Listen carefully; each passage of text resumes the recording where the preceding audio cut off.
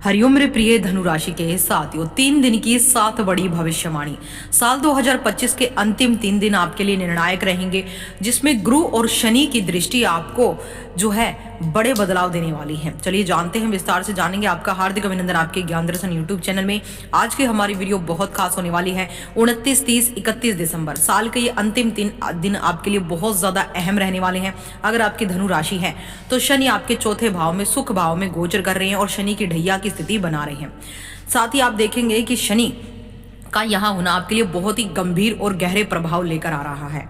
यहाँ धनु राशि के चौथे भाव के शनि और दिसंबर के अंतिम 3 दिनों में विशेष रूप से ये गोचर जो है आपके लिए काफी प्रभावी है। धनु राशि चौथे भाव में शनि का प्रभाव जो है आपके लिए हृदय शनि भी कहा जाता है। जब चौथे भाव में शनि होते हैं तो हम इसे हृदय शनि की स्थिति कहते हैं। यह समय मेहनत और धैर्य की परीक्षा लेता है, क्योंकि शनि जो है लघु कल्याणकारी ढैया हम इसे कहते हैं। जब शनि हमारे कर्मों को काटते हैं और हमें शुद्ध करते हैं, और इस प्रक्रिया में हमें बहुत परेशानी होती है, हमारी मेहनत और धैर्य की परीक्षा होती है। और शनि कुछ इसी प्रकार की परीक्षा धनु राशि के जातकों की लेते हुए नजर आएंगे। करियर और नौकरी की बात करूं तो चौथे भाव का शनि अपनी 7वीं दृष्टि से आपके कर्म भाव को देख रहा है। यानी सुख भाव में शनि बैठा ढैया के साथ आपके कर्म भाव को देख रहा है, कर्म स्थान को देखता है। इसका सीधा अर्थ है कि आपकी नौकरी में मेहनत बहुत बढ़ जाएगी।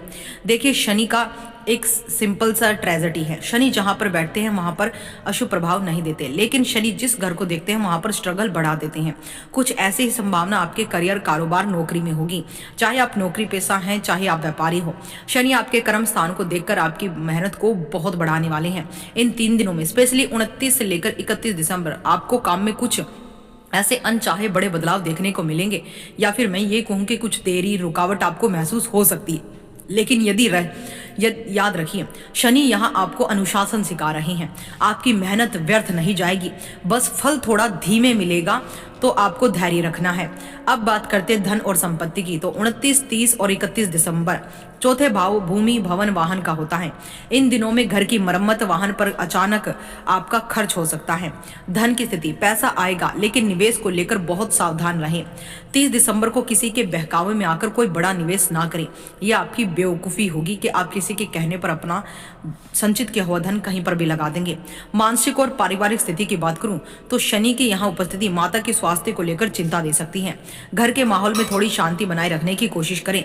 31 दिसंबर को परिवार के साथ किसी भी बहस से आप बचें। अब बात करते हैं सप्तम भाव के गुरु बृहस्पति की।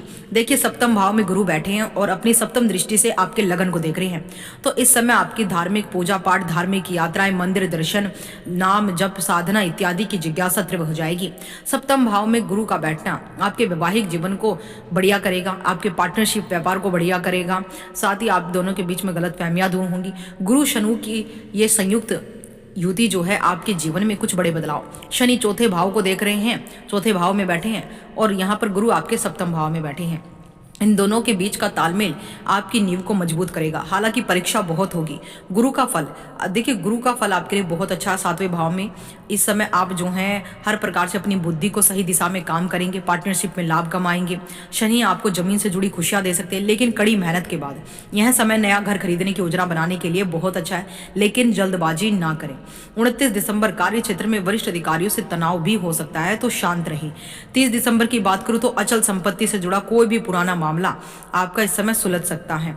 31 दिसंबर की बात करूं तो मानसिक बोझ आपको इस समय थोड़ा महसूस हो सकता है। काम की अधिकता, काम की अस्थिरता आपके लिए थोड़ा आपके मनोबल को घटा सकती है, कंफ्यूजन की स्थिति ला सकती है।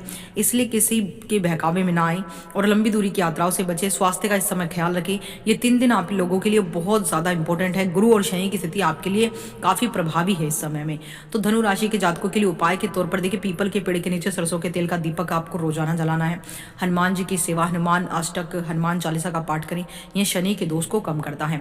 मजदूरों की सहायता, किसी गरीब, ब्लाइंड, अंधे, अपाहिज मजदूर को काले चने या भोजन खिलाए, या कुछ वस्त्र या कुछ 5-10 रुपए जरूर उन्हें रोजाना दें। साथ ही शनि जो है आपके घरेलू कलह और माता के स्वास्थ्य के बारे में आपके लिए थोड़ी सी चिंता बढ़ाएंगे। तो आपको यहाँ पर शनि के रूल, यानी शनि आपको क्या सिखा रहे हैं कि माता की सेवा करें, घर में स्वयं शांति बनाए रखें, स्वयं जो है आप जो है बड़े होने का जो है फर्ज निभाएं। शनि यहाँ पर आपको यह दिखाएंगे और आप इन्हीं के चलते जो है काम करते हुए नजर आएंगे।